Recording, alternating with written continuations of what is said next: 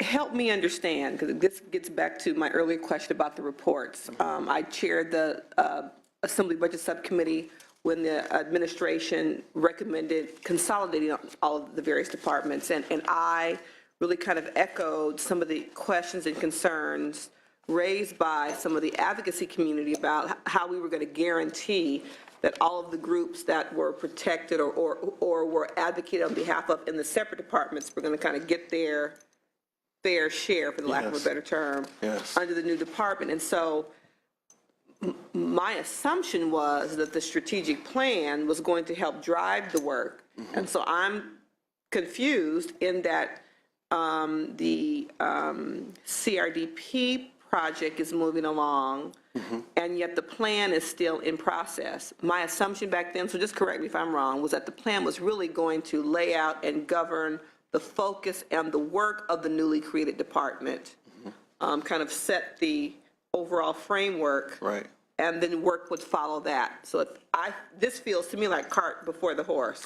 So help me understand. Yeah, so there's it's two areas here. So the California Reducing Disparities Project, which is the MHSA funded effort, that started when the Department of Mental Health still existed. And then when that went away, we inherited, and we were pleased to inherit this particular project, given its sensitivity to vulnerable communities.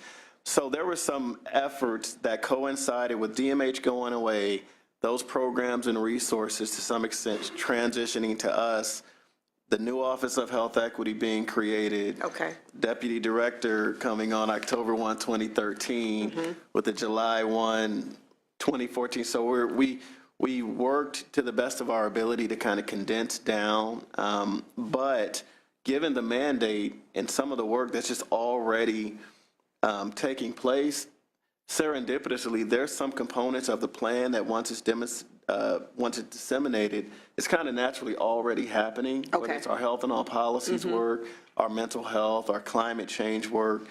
The plan will just allow us to move forward in a more official and comprehensive capacity with how we engage prospective funders, other partners across state government.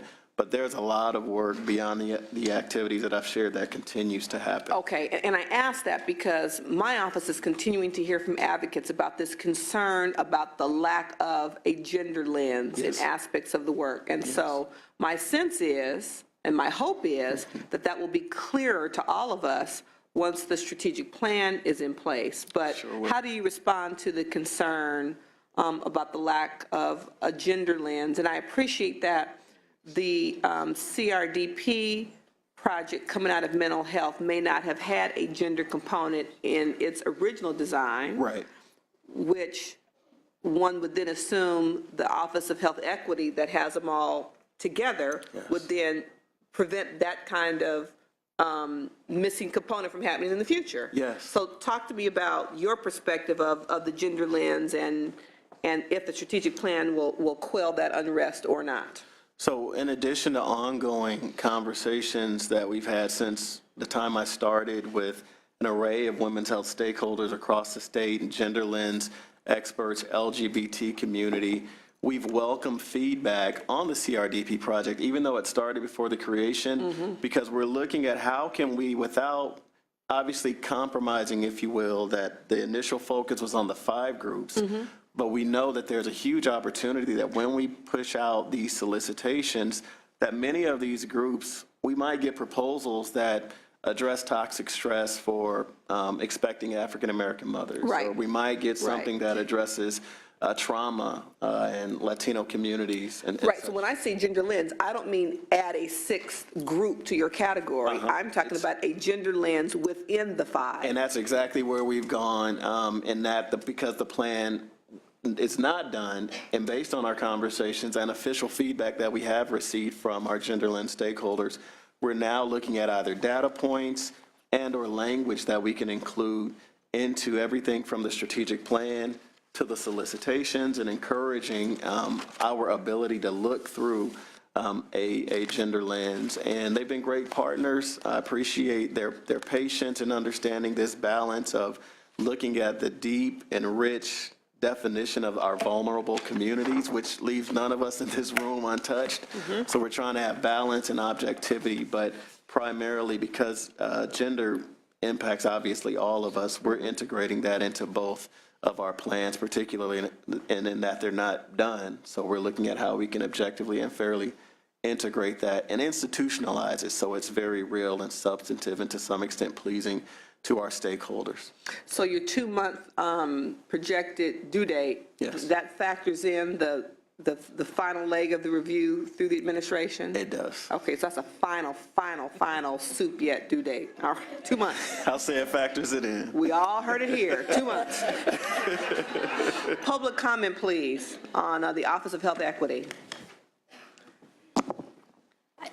Kimberly Chen with the California Pan-Ethnic Health Network, CPAN. Just want to value and note that we value our relationship with the Office of Health Equity in reducing disparities in communities of color, and also want to underscore our eagerness to see the strategic plan as well, especially hearing very excited today that there would be new data points there, including a more robust gender lens. But again, want to underscore the importance of the release of the report and subsequent reports, as I understand that there's a statutory requirement for it to be updated twice, every 2 years. So as this process moves forward, as it gets smoother along the way, we hope to see it come out more regularly. So thank you. Excellent, thank you. Any other public comment, please line up. Kate Karpelos, Center for Research on Women and Families. We have a 20-member organizational Women's Health Advisory Committee. I want to begin by acknowledging the strong commitment to a gender lens that the Deputy Director has, and we've had a good partnership.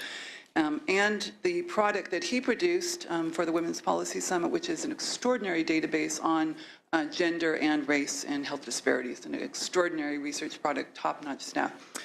And we have submitted comments on the strategic plan and the CRDP. My hope is that this committee and members of the legislature will look for outcomes. The strategic plan, we're delighted to see that our comments are being considered. The CRDP, it is a critical place. It's being marketed as a national model. Our hope is that the OHE is not just willing to accept proposals in a reactive way, but that there will be structural criteria put into the RFP and into the evaluation that will encourage local groups to actually have the gender lens on their mind. Secondly, HIAP, or however we say it, Health and All Policies, we have not turned to giving comments on that. I'm aware that the second version of the Community Safety Plan is being developed. The previous one did not use gender. How domestic violence and rape cannot be a part of a formulation looking at community safety is an opportunity for the future. Thank you for your... Thank you. Thank you very much, Mr. Miller. Appreciate it. We'll move on to item number 3, the Richmond Laboratory Capital Outlay. Page 9 of the agenda. And Senator Monty will be taking action on this item. Welcome and thank you. Good afternoon. Timothy Boa with the California Department of Public Health. What we have before you is a capital outlay budget change proposal for $4.3 million to upgrade the Viral and Rickettsial Disease Laboratory, VRDL, to the upgraded biosafety level 3 requirements by the Center for Disease Control. To give you a little background, the Richmond campus was constructed in 2001, purpose-built for the California Department of Public Health. It's a 30-acre campus on 850 Marina Bay Boulevard, and it has 6 laboratories, warehouses, and office space. At the time of their construction, it met the BSL-3 requirement by the Center for Disease Control. In about 2006, in response to events that concerns about the bird flu, avian flu, the Center for Disease Control required some enhancements to the BSL-3 requirements. In 2007, California Department of Public Health then submitted a capital outlay BCP to incorporate those enhancements, and we were approved the funding on the initial phase, which was the preliminary plans and working drawings of the project. In 2008, when we went back to secure the construction funds, unfortunately, we were not able to secure the construction funds due to the state's economy. In the meantime, we've been continuing on, and before you now is the request again to continue with the upgrades. I understand the committee has two questions. One is, and I'll paraphrase, are the enhancements still required? And then secondly, how have we been managing since we don't have the enhancements? And I'm going to answer the second question first. The way biosafety level requirements is really kind of a three-part process. One is infrastructure. So what you have before you is the infrastructure component. The other is personal protective equipment, which is the equipment that the scientists and the doctors will have to wear or use while they're handling the agents. The third is procedures. How do they handle those agents? How do they handle and work with those agents? Where we lack in one area, we work with the Center for Disease Control to strengthen and beef up the other areas. So where we lacked in infrastructure, we would ask them to, or we would work with them on beefing up the protective equipment or the procedure area. To illustrate, recently with the Ebola concerns, our department worked with Centers for Disease, CDC, and because we were lacking the enhancements, we worked with them and they had to don on extra protective gear and change a certain procedure, and then we were able to handle the Ebola, any suspected Ebola virus. So we kind of work with CDC, where we're lacking in one area, we'll strengthen in the other. So, which leads me to the first question, which is it still necessary? And our opinion, it is. It is important for us to maintain the Richmond laboratory. It is a world-class laboratory, and for us to maintain our biosafety level 3 requirement. Thank you. Senator Monning? Finance, LAO? Sean Martin, Legislative Analyst's Office. We reviewed the proposal and we recommend approval. Great. Public comment, please. Seeing none, Senator Monning, it is the recommendation that we approve this item. So moved. Thank you very much. Thank you very much. Thank you. Moving on to item number 4, Women, Infant, and Children Program, page 11 of the agenda.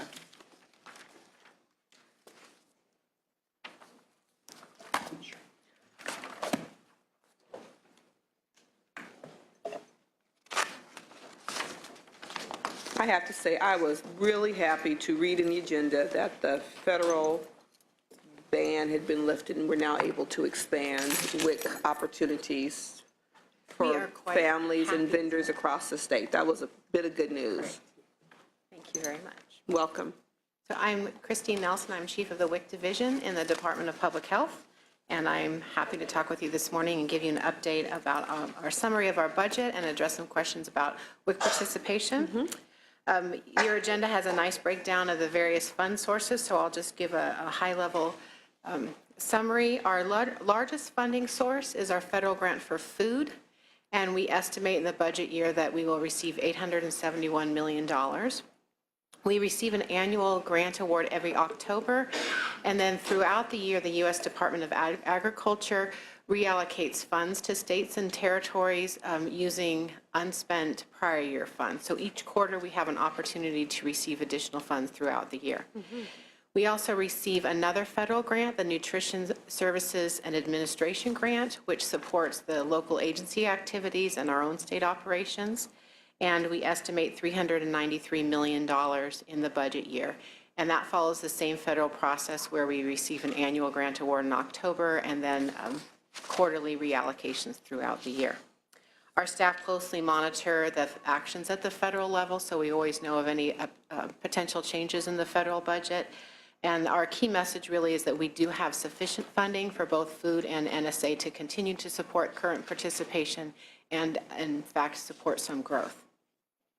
We also receive rebate funds from our contracted infant formula manufacturer, and federal rules require that we spend the rebate funds first before we spend the federal food dollars, and we estimate $242 million in revenue and expenditures in the budget year.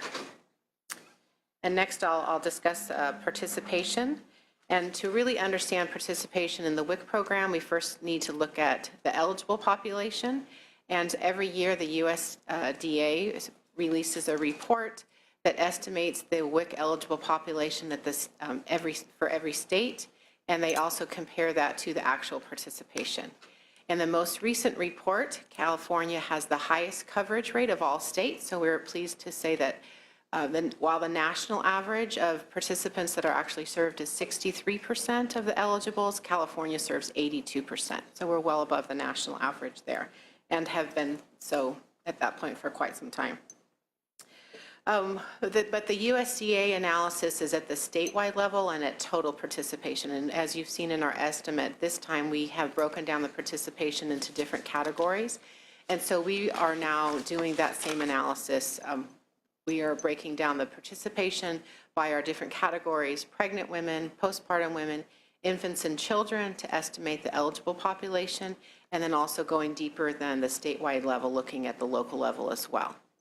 And what we found is that our statewide coverage rate for pregnant women, postpartum women, and infants is very high, even well over the 82% of the average. And what's has been confirmed is that our coverage rate for children is lower, which is really expected, considering that children can go to preschool and they have other opportunities for nutrition services. We're looking more also at the details in the decline in participation over the last 2 years. And what we've seen is that our pattern in the decline of participation matches the national decline. And actually, California has a slightly smaller decline than nationally.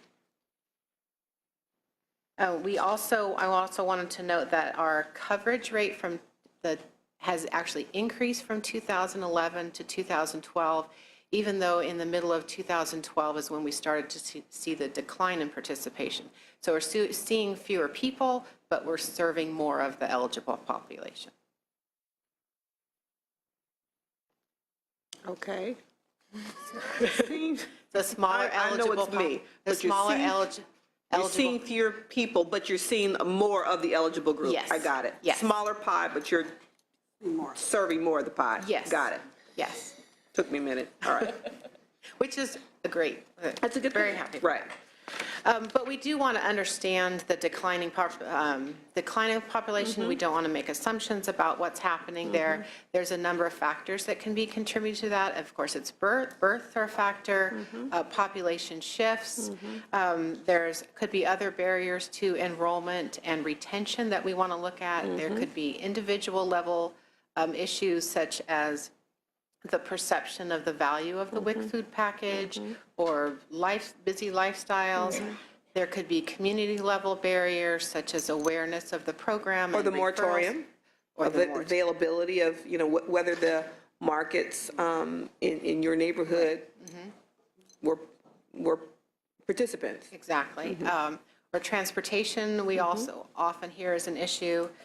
There could be issues at the WIC vendor, such as are they authorized or not, difficulty in using the food vouchers, or stigma from other customers, issues at the WIC clinic. So there's been lots of ideas about what the solution should be, but we really want to understand what the issues really are.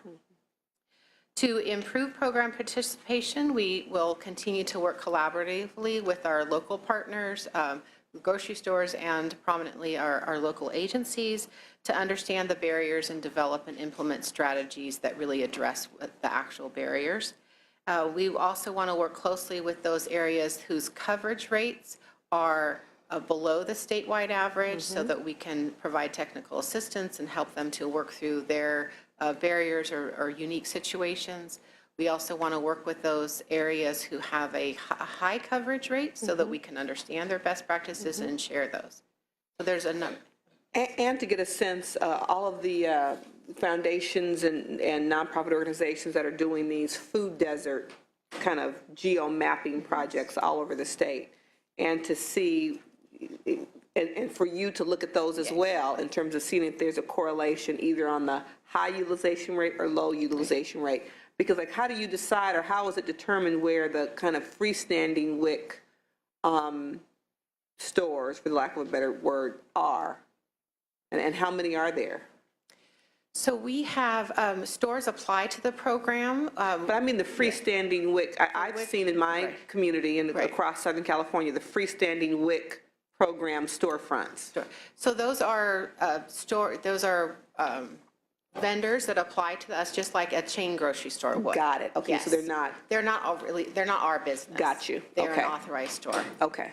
And And so they- when the moratorium went into place, it applied to those vendors as well, I guess, because they're Yes, vendors? yes. Interesting. Yes. Okay. Okay. Good, thank you. Senator Bonnie, any questions? I have one question. In the write-up, it talks about your intention to roll out a RFP to transition from the paper voucher to a EBT Yes. process. And my question is, based on experience, ongoing conversations a number of years ago with Department of Social Services, on the challenge in CalWorks when the EBT card was used at a store, that participants were charged a point-of-sale fee. And so, in effect, they were getting less from their benefit than if they'd gone to a bank and drawn down the entire amount in cash. So if they went to Target or a grocery store, just like if I used my ATM or credit card, they were charged a point-of-sale fee. So I wanted to just forewarn, and as it turned out, that was a result of the vendor that won the award to provide the EBT card. So I just wanted to alert you that we certainly wouldn't want that to happen on your WIC program. Absolutely. So that would not be the case in the WIC program, and we certainly would never want to negatively impact the participants. And one thing that is really different between WIC and SNAP is that there is no dollar value on the WIC food benefits. The benefit is for a gallon of milk. Got it. And so So there's no cash equivalent. there's no charge to the participant. Perfect. Excellent. Finance, LAO. Public comment on WIC. Okay, here she comes. Hi, my name is Karen Farley with the California WIC Associations. We're the member association for the 84 local WIC agencies. And I just wanted to lend a lot of words of support for the WIC program. You mentioned the grocery moratorium. That was a very complex process.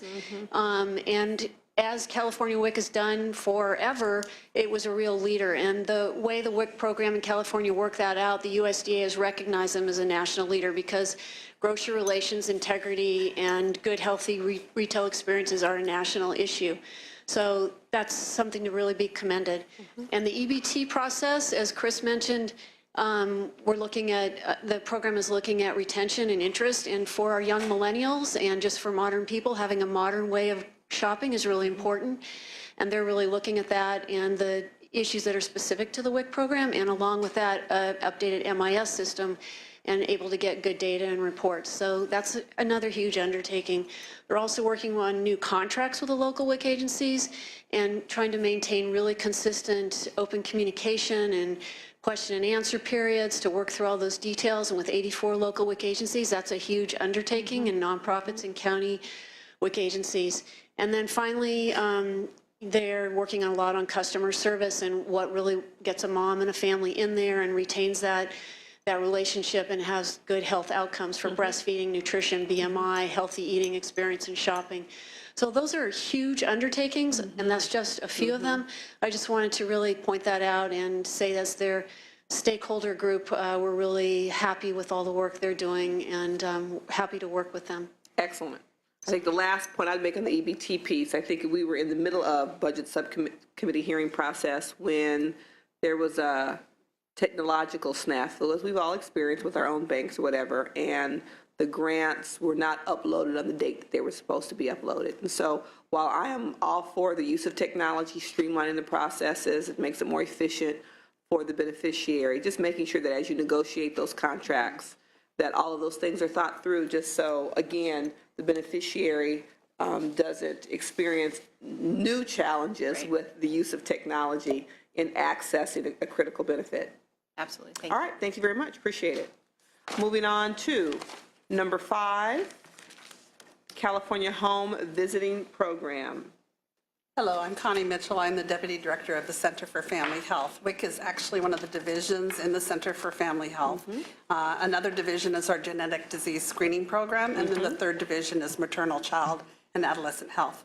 The home visiting program is in maternal, child, and adolescent health. Dr. Kristen Rogers is our branch chief overseeing home visiting, which has just been an amazing undertaking in our state, a whole new influx of resources around an exciting program where every part of it is evidence-based, where there is accountability at every level, whether it's process measures or final health outcome measures. We're very proud of this program. So what we're asking for here is for positions. We previously had positions established in 2010 where we had 12 positions, a total of 36 positions, 12 and 24, 12 established in 2011 and 24 in July of 2011. And we're now asking at this point for 27 positions because these previous positions are expiring. And that is also because we have had funding continue to be allocated. Our most recent allocation was provided earlier this year in March. But we're happy to report that both the Senate and the House of Representatives passed H.R. 2, and then the President signed it into law just last week on April 15th. So we now have the funding that we will need to proceed, and so this is our request for reauthorization of the positions. Excellent. Any comment from the? She's here if there's for some technical detailed assistance. questions. It's a big program, and so I needed her here. Excellent. Leo. Recommend approval.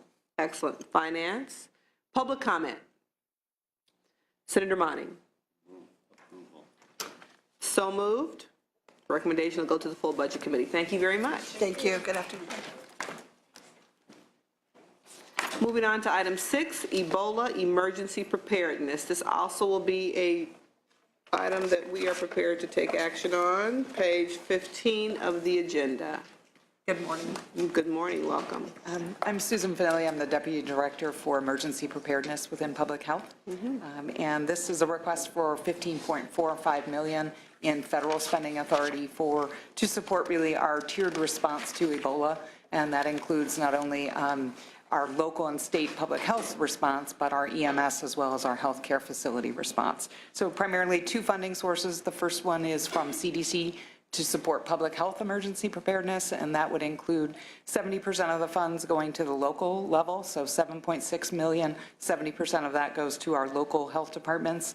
Los Angeles is funded separately at $3.2 million, and that money supports our active monitoring program of all the travelers returning from West Africa. And again, we're at any given point in time up to 100 travelers that could become symptomatic. We have not yet had a single confirmed case of Ebola in the state, but we've had many persons under investigation. And so this supports that laboratory testing. It supports our coordination with EMS and coordination with our healthcare facilities.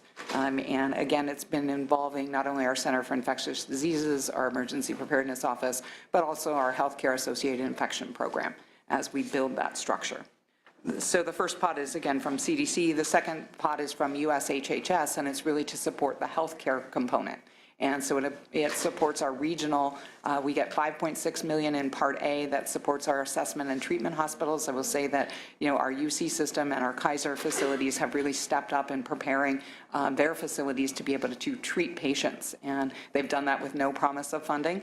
This funding is coming to them as a bonus, which is really good, to keep that. And although these funds are meant to really respond to Ebola, they're really meant to build sustainable capability, and we are trying to use them to build regional laboratory capacity across the state to test not only for Ebola, but to test for other pathogens, so that we don't want this money to be one time, go away and not have some sustainable capability. So rather than handing out money to everybody, we're being more strategic, working with CCLHO and CHIAC to make sure that we are building sustainable capability over time. So the second pot, again, really supports our treatment and assessment hospitals. Our treatment hospitals, we've identified 8 of them across the state. We see some geographic holes, and so we're building some assessment centers around that. So in Northern California, the Central Valley, and another children's hospital will be funding through the assessment side. The last pot of money is $2.25 million plus an additional $250,000 each year to identify a regional treatment center that not only is a resource for California, but a resource for the nation, and really builds that capability. So Thank you very much, and you hit right on the question I was going to ask. As you stated, since there have been no confirmed cases in California, I wanted to know how fluid the money was, that you could redirect it to other public health issues that we may not know about today that could crop up anytime. Right, because we are in a global world, and anything that hits anywhere in the nation can hit us, and we want to make sure that we're not only prepared to respond to Ebola, but any other special pathogen. From international or domestic as well. Exactly. LAO. Finance, Senator Monning. You asked my question. So we're tracking here. Public comment. Seeing none, I'll entertain a motion. To approve. Thank you. Thank you. So approved. Thank you very much. Thank you.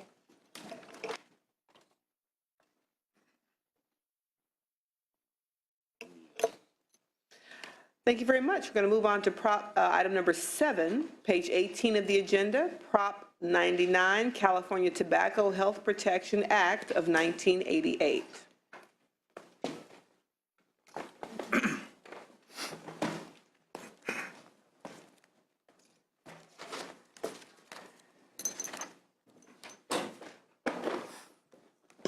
Good morning, Madam Chair, Good morning. member, and staff. Greg Oliva, Assistant Deputy Director, Center for Chronic Disease Prevention and Health Promotion, Department of Public Health. So my compliments to the write-up. I think you've made my job a little easier this morning in going over the questions. So I'll dig right into the question 1 on the changes in expenditures for the health education account.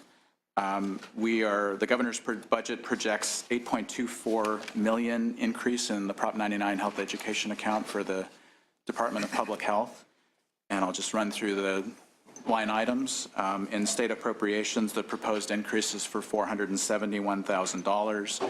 We think this is a relatively modest amount to help enhance our oversight and administrative functions related to our media campaign, issuing contracts and grants, and working on various other activities within the program, our evaluation work. So that's for our state operations.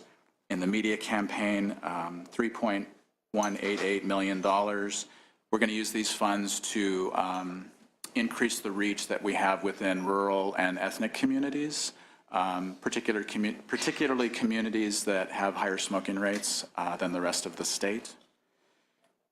For competitive grants, it's $1.579 million.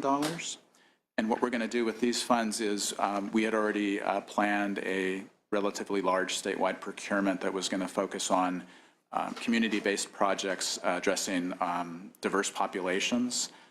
These are really important local grants for communities that have high smoking rates. So we wanted to put those additional dollars into that specific procurement so that communities would have additional funds. We could maybe award more grants at the local level with those dollars. The next item is the local lead agencies, and that's $2.773 million. And so we wanted to direct some of the funds to the local health departments. Each of the 61 local health departments in the state is funded to do comprehensive tobacco control work. The manner in which the dollars are distributed is through an allocation that is in statute. So we add money, and we have a formula that resulted in Alameda, Fresno, Los Angeles, Long Beach, Orange, Riverside, Sacramento, San Bernardino, San Diego, San Francisco, Santa Clara, Solano, and Sonoma receiving additional funds. So that was a portion of the funds. And then finally, for our evaluation line item, we propose $526,000. So what these dollars would do is allow us to maintain and continue our surveillance efforts through the Behavioral Risk Factors Surveillance and California Adult Tobacco Survey, in addition to doing some one-time work to do an assessment on illegal sales rates of electronic cigarette devices, and then also an opinion poll related to emergent issues in the tobacco-related field, including things like e-cigarettes. So that's how we were going to distribute the dollars. Can move on to the next question? Please. Could I just ask a quick? Of course.